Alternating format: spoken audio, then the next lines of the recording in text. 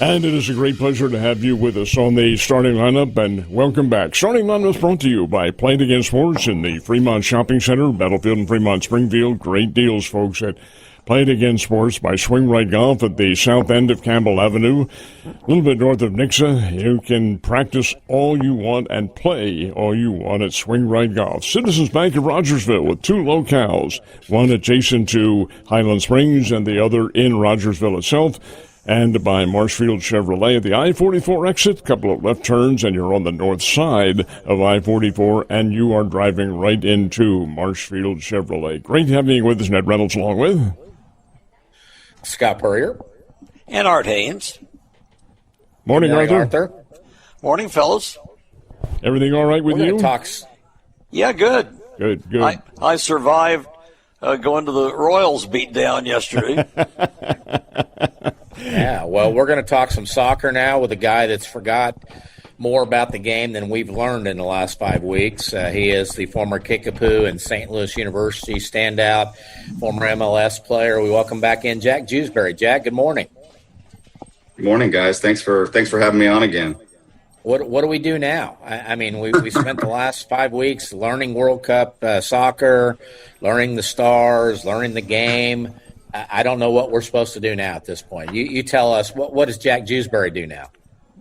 Well, I'm a little sad, to be honest. The last 39 days, 40 days, whatever it was, has been exciting, especially here in Kansas City. You know, we had six matches ourselves here.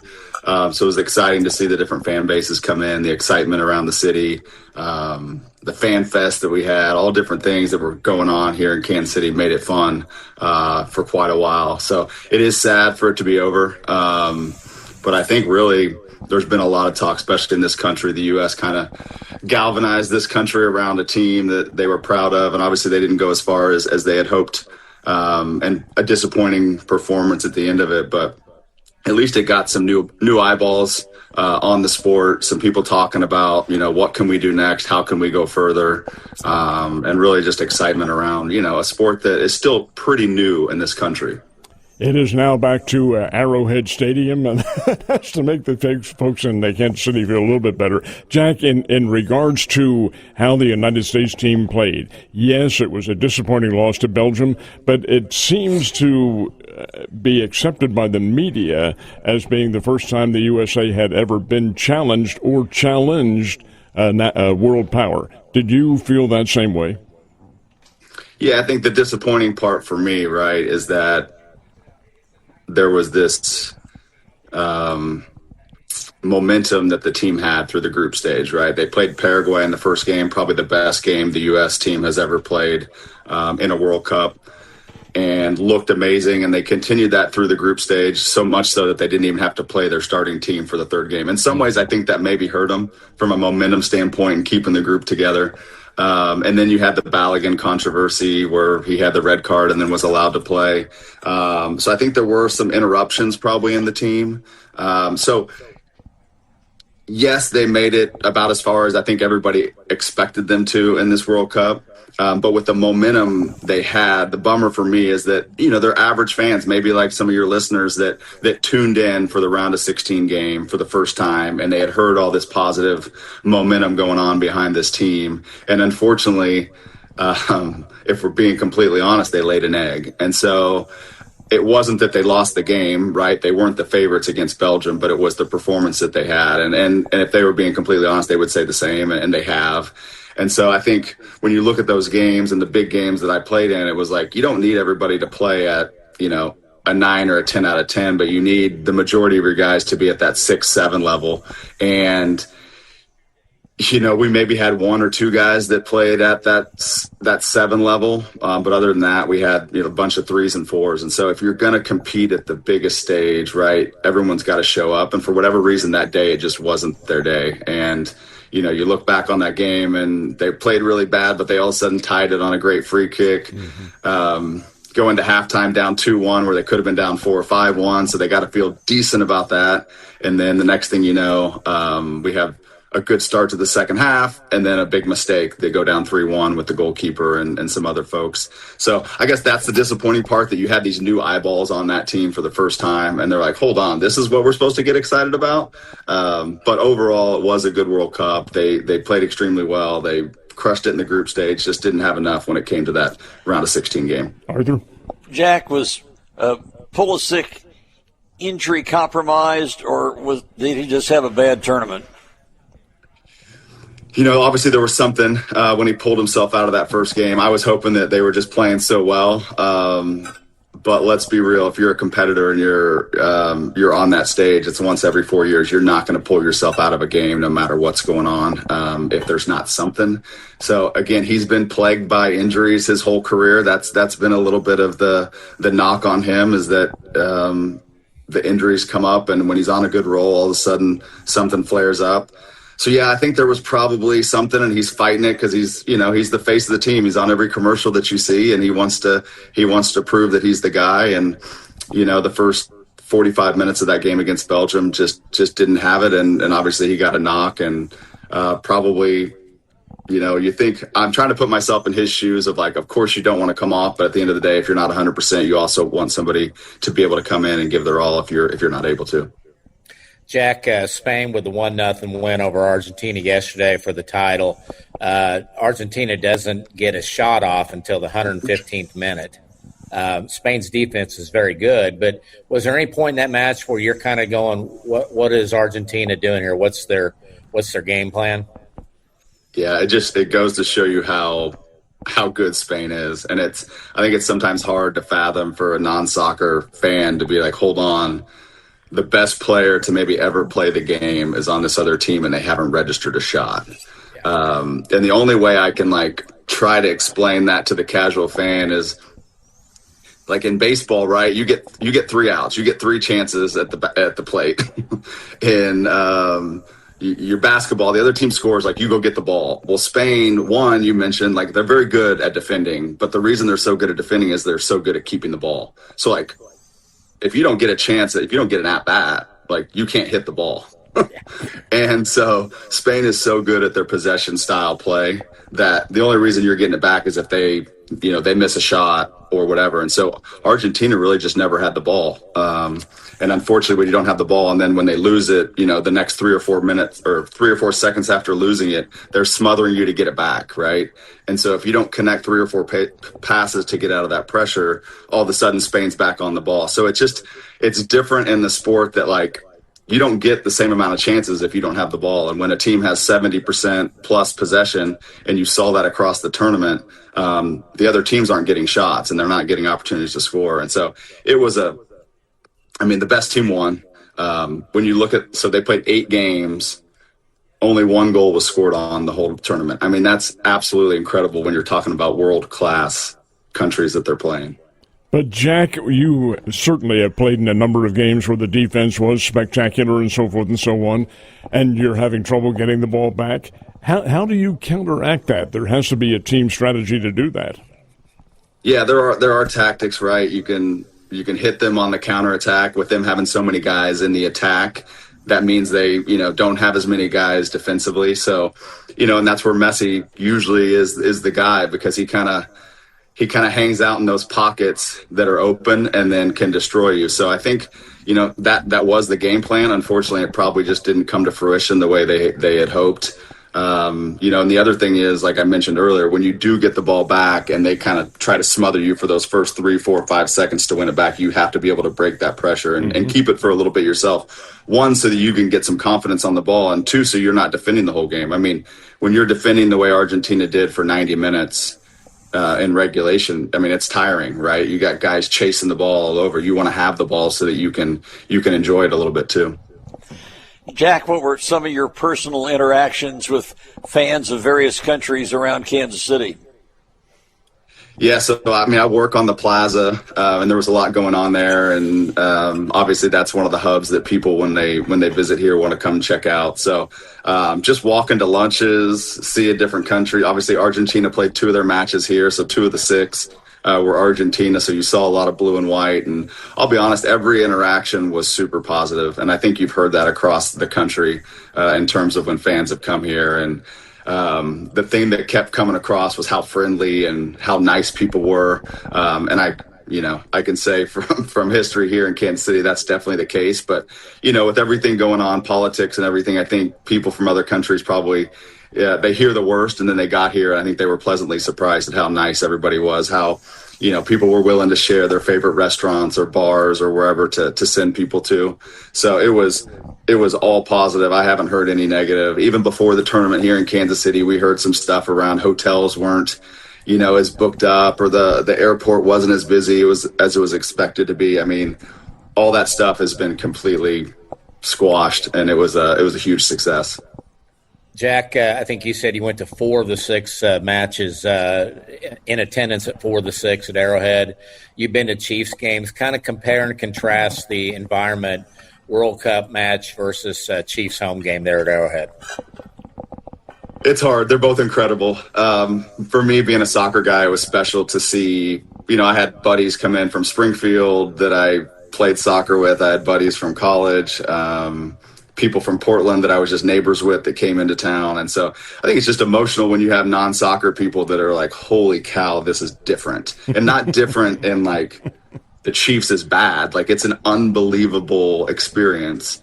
But when you're at a Columbia match and there's people drumming the whole game and chanting the whole game and booing and whistling every time the other team gets the ball, it's just a different experience. And I'm not saying one's better than the other. They're both really incredible sports viewing experiences, but it's different. And the thing for me was, the national anthems and stuff like that for other countries. I don't know them, but when you have 70,000 people singing the national anthem, it's pretty emotional.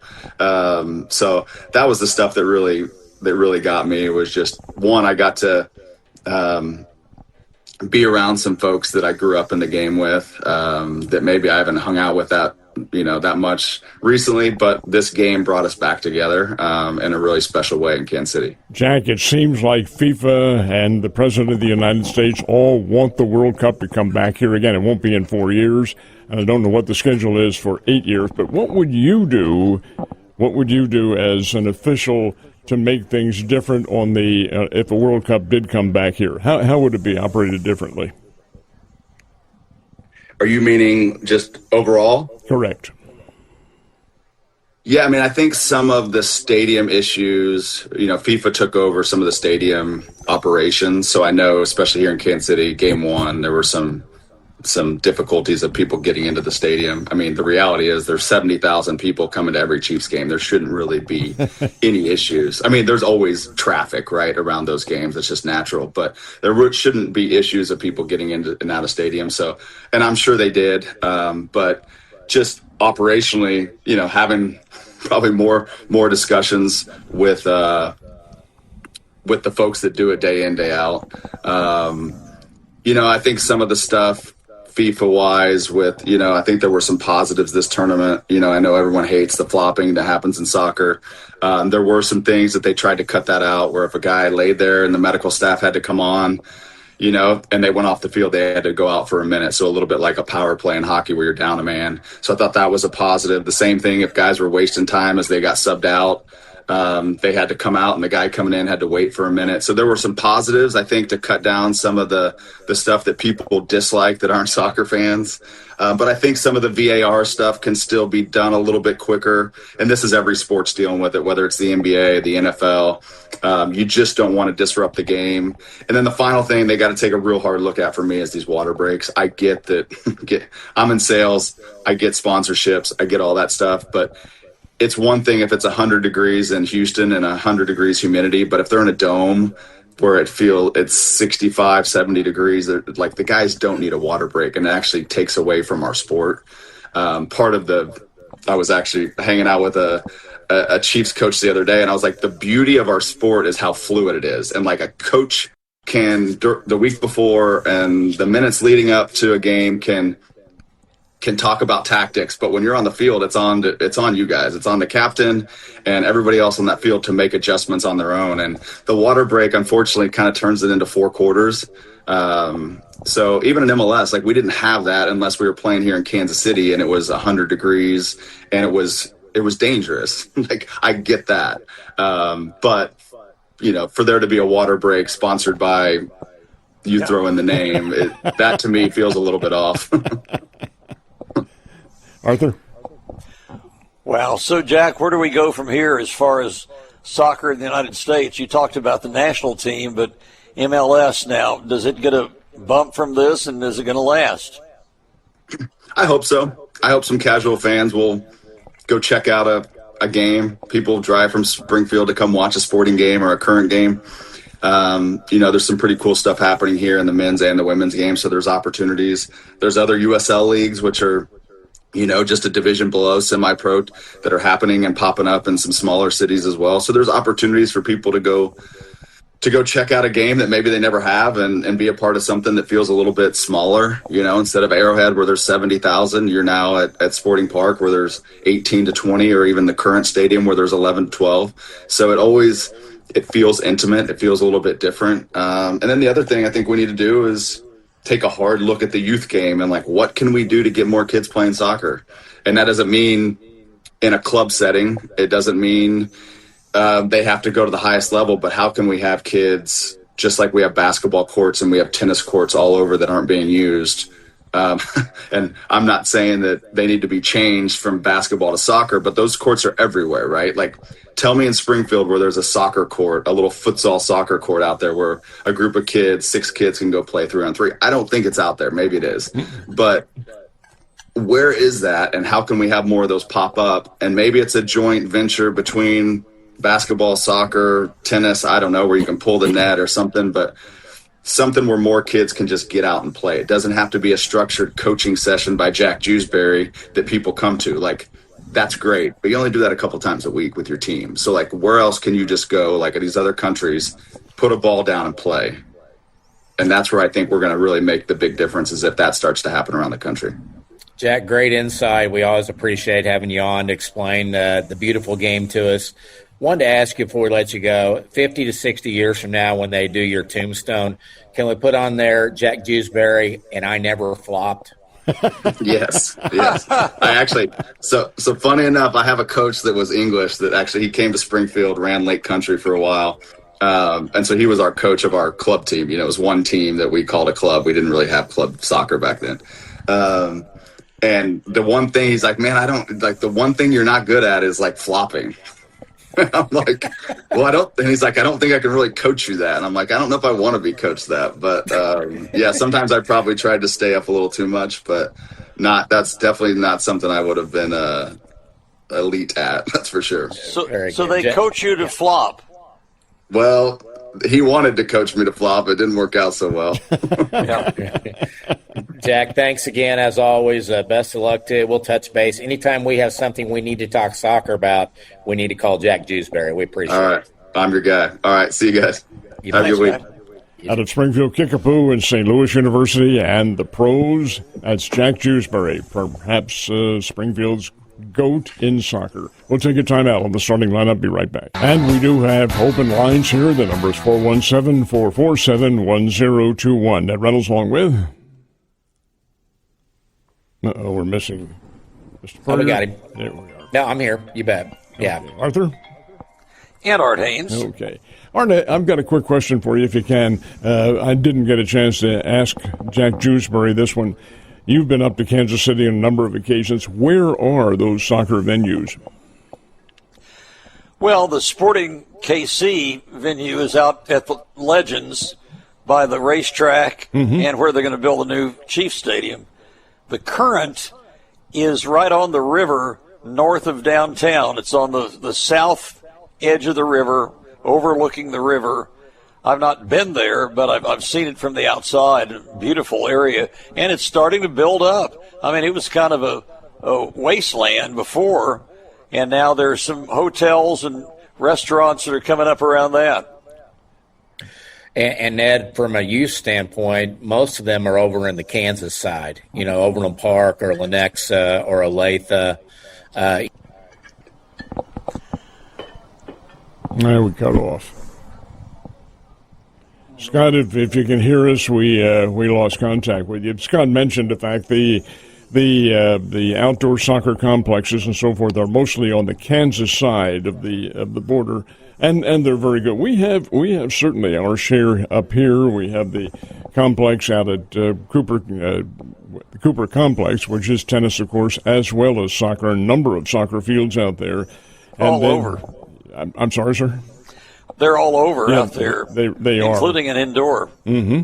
As a matter of fact, I believe Drury University is going to play their home soccer matches out in that area, right off Pythian. So they are here, but are they well stocked here? Scott, you're back with us now. You were going on about the soccer field, Scott. I'm sorry, I just caught the tail end of that. I think I was taken out of the studio there. What'd you ask, Ned? You were going on about where the soccer fields are. Yeah, we have, and I'm sure Art's been there, that there's a really cool sporting goods store called Shields up there on the Kansas side. Yeah, and if you put in that into your maps, if you don't pay attention to which Shields you're going to, you'll end up at the Shields Soccer Complex, which is about 2 or 3 miles away, and it's just field after field after field. And I think those have cropped up for the most part on that Kansas side. But you look at our situation here, what the Springfield Greene County Park Board's put into the Cooper Complex and more fields, and what Allison Sportstown has brought to Springfield. I mean, like Jack was talking about the little futsal fields. We don't have those, but we got fields galore now, and I think Springfield's going to become a greater destination for those tournaments. So the one thing that I know they fought a lot is the St. Louis schools, because they invented soccer in St. Louis. They don't like to come to Springfield to play tournaments. They think you should go there. Would you agree, Art? That's how it seems, yeah. Yeah. I mean, and admittedly, they are the place that soccer has always been big before it exploded other places, but that's kind of the superior St. Louis attitude. And that's where they have the state championships in Fenton and so forth and so on for the most part, although they did move them, they being the state, Misha, did move them to Kansas City for a short time, but it's pretty much back in St. Louis now. I think might have the new governor's commission look over that. Good idea, Arthur. Yeah. Good idea. Hey, Ned, you said something before we went to break about the GOAT of Springfield soccer. I don't think there's any question that Jack Jewsberry would be that guy. We like to have fun with the Mount Rushmore question. Boys and girls soccer in our area, Mount Rushmore, 4 faces: Jack Jewsberry and who? And Cook. And Cook. Mm-hmm. I would. Jeff Rogers. Jeff Rogers would be in there, and so, in my opinion, so would John Leamy, because I think he's made Missouri State what it is. Mm-hmm. Is there anybody we're missing there? I know Heath Malusian had a great career at in high school and at Missouri State. Art, can you think of anybody else, or is it a pretty clear and defined 4? Well, seems to me that it is.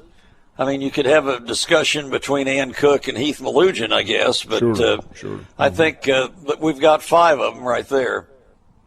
Yeah, has Missouri State had a women's soccer player that is the Jackie Styles of their sport locally or not?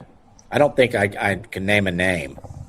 No, I can't, to be honest with you. I can't. They've had some very good players, extremely good players, but one who has stood out head and shoulders above the others, no. Well, you talked about the Shield store. They have a Ferris wheel in the store. Yeah, pretty cool. Especially if you got young children, they walk in and what the heck, a Ferris wheel inside the store here and stuff. But and I just want to thank Jack Jewsberry, Coach Leamy, Ben Taylor, Michelle Boswell, the Ryan Blamey, all the people that came on in the last 5 weeks and really could talk soccer from different aspects, whether it's the fan or the volunteer in Michelle's case or the coaching aspect of it, because literally if we tried to do that every time, it would have probably been a fail, in a lot of regards, because, I didn't understand how an Argentina cannot attempt a shot for 115 minutes and expect to win, but Jack made it very, very clear. it's like baseball. You don't get an at bat if you don't get to. I mean, you don't hit a home run if you don't get an at bat, and you don't have the ball, you can't make a basket, and that's a great analogy. I'm glad you mentioned Mrs. Boswell about that too. I thought she did a great job in articulating exactly what the individuals up there were involved in and how they had to do things. She made a really good point. I asked her about a language barrier, and she said, it really wasn't all that much. You could make yourself understood among those. But then she questioned as to whether or not the individuals from other country used our alphabet and how it works. She said at one point she mentioned, you go around to gate B or gate C. Well, hell, suppose they don't have the same alphabet. Different story. Wow. Absolutely. Yeah, so all of them, a big thanks to you for coming on and giving us the behind-the-scenes look, helping us try to understand what they were doing. Art, Ned, and I were talking about in the first hour, Saturday's wild 6-4 match, with England and France. And then, and I kind of turned off. I didn't watch the closing ceremonies yesterday, but understand Argentina wasn't the best sports about watching their opponent get their trophies, Spain and everything, and so a little disappointing end to that, but overall just and kind of fun. I didn't know how much I would watch, and we were at a cabin down in the Big Cedar area for a couple days, and we were turning it on to Saturday to see what was going on with the third place match. And if you'd told me 2 months ago I would watch the third place match in the World Cup and it wouldn't be the U.S., I'd have probably laughed at you. So, it was a lot more exciting than the championship match. Yeah, it was. and see, that's the point, because it had offense in it, and you had guys scoring goals and people getting excited and all that. In the normal soccer match, that does not happen. It's defense that wins the games for you, and really, really well played and strategically acute as to what those defensive teams can do. And that's the nature of the game. Does that articulate into what the American sports fan wants to see? I think therein lies the difference. Now, Scott, I think your supposition there in watching the games that you talked about, would you do the same, and we'll just move the clock ahead to next year, for an English Premier Soccer game that happens to be on or something of that nature, one in which you do not have identification? Probably not yet. And I think Michelle, actually, we talked last week, her next project is to tell people, my mom calls it soccer, who these guys play for. Because we know them for Spain and for France and England and Portugal and all these names, but we don't know where they go now for the next 4 years, where they're playing. And she made a great point. She hopes that people will follow soccer now because they know there's a Harry Kane and there's an Mbappe and figure out who they play for going forward. Really, really good point that you brought up, because we do this in Olympic basketball. When the foreign teams, France, for instance, comes in here, well, that's a such and such, he's playing for the San Antonio Spurs or playing for the Los Angeles Lakers. You do make that identification from there. The thing about the soccer is it has not ingrained itself, in my opinion, enough into our sports lexicon to be able to make those identifications. That's a good point. Well, yesterday, like I say, I was at the Royals debacle, and, it was hot. Where we were in the shade. It had a breeze, wasn't bad, but we had an opportunity to go into a suite the last 3 innings, and we took advantage of that. And the game was so bad, we were watching the soccer. So we're at a Major League Baseball game watching the World Cup soccer. Art, what was the crowd up there? They had 18,000 on a day with, a heat index of close to 100 degrees, so Not too bad, considering how bad the team is. Well, and they'd won the 2 games before. The Royals had won both of them from the Padres. What did you take from watching San Diego? Here's a team that a lot of folks expected to be pretty good, and yet they have explosions, and then they have great periods of drought. What were your opinions?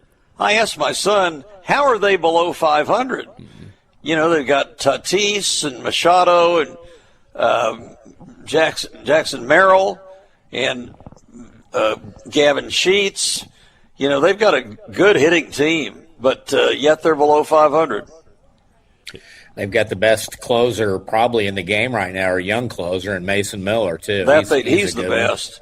But, his services were not needed yesterday. No.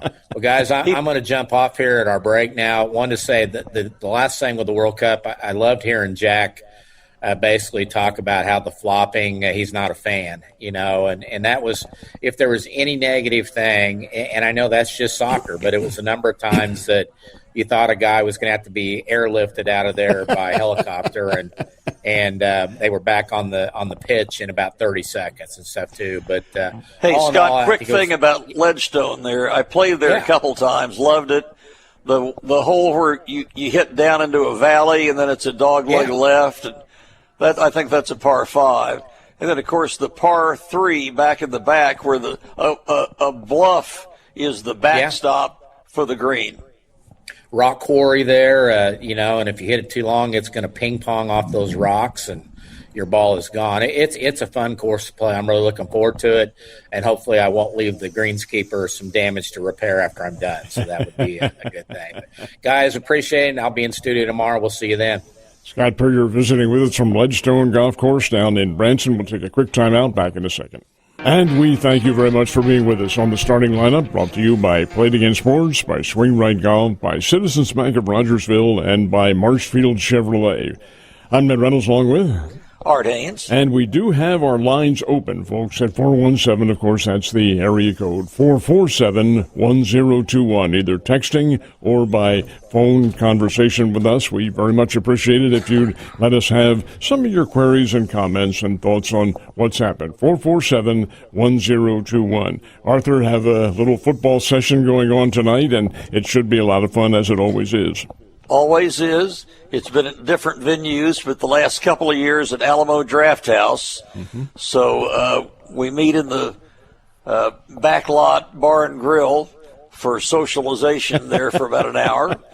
And, good chance to talk to Mitch and Dayton Hughes and other Chiefs fans, and then into one of the theaters where Mitch and Dayton hold court from the stage and talk about the Chiefs and answer questions. It's a lot of fun. I thought that last year's at the Alamo Drafthouse was really a major success in having one of the theaters. You had everybody, there cushioned seats in there, and I think it's a very good venue for all of it. Seats probably, what would you say, Art, 350, 400 people, somewhere around there? Oh, no, not that many. You don't think it's that many? They put us in one of the biggest theaters, but none of theirs hold that many. Well, regardless, it is a very comfortable setting, and Mitch and Dana do a terrific job. And that's the point, because you can ask questions of those guys. We do. We have a panel, but over and above that, others have key questions that need to be asked, and they are more than willing to do so. You mentioned the social hour. It's from 5 to 6, and the event itself begins about 6 o'clock. And, well, I don't know whether or not they'll sell any tickets at the door, but I know that Mike Holmes, Mike the intern, who's putting this on, said that they have a very, very good crowd coming in tonight. So it'll be a lot of fun, and it's a very entertaining session. What do you think? But it is a ticketed event, as you mentioned. Yes.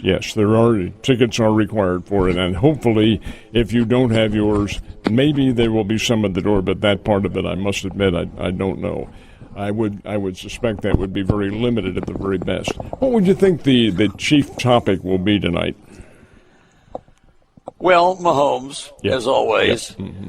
And then I think the defensive secondary with its total overhaul, and I think Justin Fields and the intrigue with how they'll use him.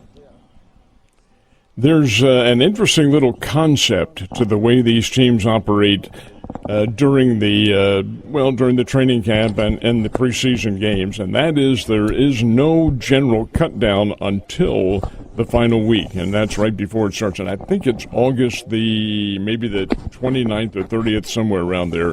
You must cut your squad, and that's the only cut they have. Is that, in your opinion, Art, good, bad, or indifferent, just a wash? No, I think it's bad. I think, you've got an unwieldy amount of players, and a lot of whom aren't going to make the team. Mm-hmm. So I'm all for giving them a chance, but at some point before the end, I think you need to start winnowing that down a little bit, but they're not. I think they go into camp, if I'm not mistaken, with 91 players, and you have to get down to 53. So, yeah, that's a major job that the Chiefs hierarchy, the front office brass, has in front of them. Incidentally, Art, do you know how, and you may or may not know the answer, I do not, how the preseason games are scheduled and who does the scheduling? I'm not sure who does the scheduling. I mean, obviously the games that are televised nationally are picked out by the league, but I'm not sure whether the teams just get together and do the scheduling like you would in college or not. There's a reason why I'm asking that. I was always under the, I'm going to ask these guys tonight, I was always under the impression that your preseason games were usually, and they tried very adamantly to do this, were scheduled against teams you're not going to play during the regular season. And yet, on the Chiefs' 3-game schedule, 2 of the 3 teams they do play, Seattle and Los Angeles. I thought that was very curious. Your thoughts? Well, yeah, ideally you would play somebody you're not playing in the regular season. But, I mean, it really kind of doesn't matter because, it's cannon fodder, guys that are playing this time of year, and a lot of whom won't be playing on the team in September. Well, fortunately, we have our phone lines open. We're going to entertain some phone calls, and as soon as Mr. Newcomb here gets it set up, we'll be set to go. Good morning. With whom are we talking this morning? Hey, Ned, Coach Stratton here. A 3 things here. Shoot. Number one, I never thought Stratton Nation would be checking their schedule for 2 things. One, when is the soccer game on? And number 2, when does Caitlin Clark play? If my wife has taken over. Hey, guys, my wife for 53 years has tried to take over the remote control. And let me tell you, when the Indiana Fever are playing, I graciously give it to her. I don't even. We're going to watch the game. Mark. Soccer and WNBA. I'm telling you. And then flipping back and Art, I was feeling it, man. It was bad. I mean, the Royals, I want to watch them bad, but, I mean, I was already not happy with the Royals deal, and then the Cardinals are up 7-0. I start watching them, and we lose, so I'm going to quit watching them again. Hey, well, Mark. I'd rather lose 19-2 than blow a 7-0 lead, really. I mean, that's a much tougher loss. I concur with that as well. 19-2 looks bad, but the Royals won 2 of the 3 games in the series. It's a loss. Yeah, Overall, they won the series. That's good. The Cardinals had a 7-0 lead to win the series. Yep. And that's why they're not going to be going very. Anyway, hey, the big news. The SEC. Did you see that, Art? They're going to the 9-game schedule. Mm-hmm. Three annual matchups. Your hated teams, and then you're going to rotate the other 6. Now, and then you have to play some team, one non-conference game that is going to be a good team. You can't get, Southeast, West, whatever. So, hey, what's that going to do when they start deciding who's in the playoff? That's because all those teams are going to eat. They're going to eat each other up. Exactly so. They are, and it's going to reduce the one-loss record to one that's going to be very fractionalized, to say the least, because you're not going to have, or you're going to have very rarely, an undefeated or 1 or 2 loss teams. Those are solid teams that have gotten together. There's going to be a lot of 2-loss teams. Yep, there will be. There will be. Now, granted, we're going to more teams in, so. Yeah, I mean, maybe they're figuring out, hey, with more teams in, 2 loss teams are going to get in. What's it going to be, though? Hey, is it going to be 16 or 24, Mark? Well, I promise you the SEC hopes it's 24. Because if you get 24 teams in there, who out of the SEC are you not going to let in? Well, nobody. I mean, let's just be real honest about it. Let's get them all in there. Instead of getting 5 teams getting shared money, we'll have 10 teams getting shared money for the conference. Very good point. Hey, and the last thing, I'm trying to, hey, did you see U.S. Baseball and the National Federation of High Schools have proven that they lost their mind? About the weighted bats? the weighted bats are. Remember, we bailed on the drop 5 because some kid in Maine or something. And now we're back. Can you imagine Sebastian Norman swinging a drop 6 bat in high school? Who made that decision? Somebody who's never been on the pitcher's mound and seeing a line drive come back at him. That's who. Oh, guys, it's like these commercials on TV where they use some kind of sports accent in it, and they got the numbers wrong and backwards, and they can't. It's just. And obviously, nobody in marketing actually looks at a real game and knows that none of that. That looks like garage sale, slow pitch softball stuff. Anyway, all right, hey, great to talk to you guys. Coach Stratton, as always, a great pleasure. Do it again, okay? That's Coach Stratton is now a banker, as a matter of fact. So, got to get that dial tone off there. There we are. Now we got her. Lines remain open, folks. If you want to give us a yell, we'd like to hear from you. 417-447-1021 with your calls and comments.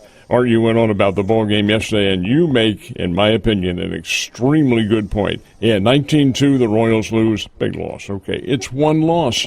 What did the Cardinals do? They let a win get away from them. 7-0, they have the lead, and then here you have the Diamondbacks, who aren't a bad team. They're kind of creeping in, and they're getting closer and closer, and then to have, of all people, Arenado hit a 2-run homer to tie it up. And then... That's awful. Did you see what happened to them in the 10th inning? This is the Cardinals I'm talking about. Did you see that at all? No, I just knew they lost. I was in the car coming home. Well, they put the ghost runner on second base, which I absolutely abhor. I think that's the worst thing. Got him over to third with nobody out. Nobody out on third. Jordan Walker is the batter. Here's the Diamondbacks bring their infield in, which is great. It's good strategy. Doesn't work all the time, but it's good strategy. The infielders are playing on the grass. Walker hits a little bloop that would have fallen in under normal positioning, but the shortstop makes the catch. And then Brian Torres on first base, I don't know what he was doing, but whatever it was, he was doubled off, killed their rally right there, and the Diamondbacks win it. Boy, that's a tough loss, in my opinion. Do we have a caller on there? Good morning. With whom are we talking this morning? It's Billy. How y'all doing? Billy, what's going on, man? What's happening? Oh, just another morning Monday for a Royals fan. Come on, man. Come on. 19-2, but you won your 2 games before that, and Mr. Hains was up there. Come on. And 6 of the runs are off Tyler Tolbert in the 9th inning. Well, I know. I was going to tell you that Tolbert had – yesterday was better than the 22-2 game a couple weeks ago. Tolbert has 3 relief appearances this month. I think he has been in more games than, say, Eli Morgan has or a couple other guys out there. So maybe they're going to move Tolbert to the bullpen. I'm not sure what. He has 3 appearances. Did you see what he was throwing? I mean, he was lobbing it up there like 48 miles an hour, like slow pitch. Exactly.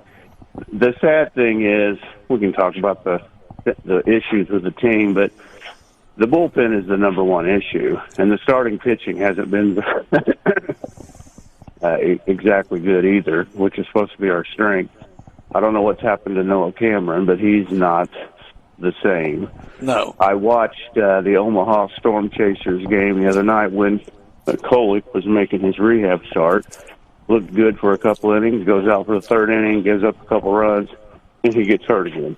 Oh, no. It's just amazing. So he is not coming back. And Reagans ain't coming back. And Bubic ain't coming back. And Stevez is gone forever. It's very hard to watch them.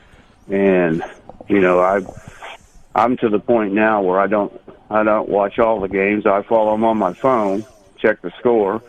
I was at the Springfield Cardinal game the other night, Friday night, and I was, of course, following the Royals while I'm at the Cardinals game, and or the Cashew Chickens game, I guess it was. Anyway, I'm watching or following the Royals, and they give up the home run in the 9th, which is normal, tie the game because they don't have a closer, and then they give up the 3 runs. Ursa gives up his normal 3-4 runs, And I think, well, the game's over. Well, the Cardinal game ended, so I turned my phone down and I walked to the car. And did you miss the rally? You missed the rally, Bill? Well, I did. I actually texted a couple of my buddies, Royals fans, and said, well, normal Royals, we blew it again, blah, blah, blah. And then I just got in the car and I looked at my phone just to check the score, because that's what I do.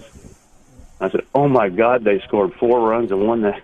You gave up, Bill. Bill, I was watching it after they gave up 3 in the top of the 10th, and San Diego was still batting. I turned it off. I flipped over to the news. I was so mad about it. And then I turned on my phone 15 minutes ago and found we'd won.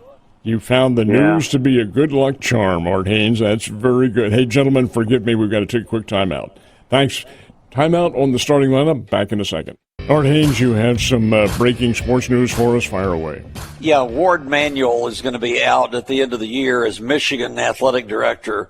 He'd been AD there since 2016 and, included the sign-stealing scandal. And the tipping point really was the Sharon Moore affair, literally, and all the lawsuits that generated. And so he's going to step down.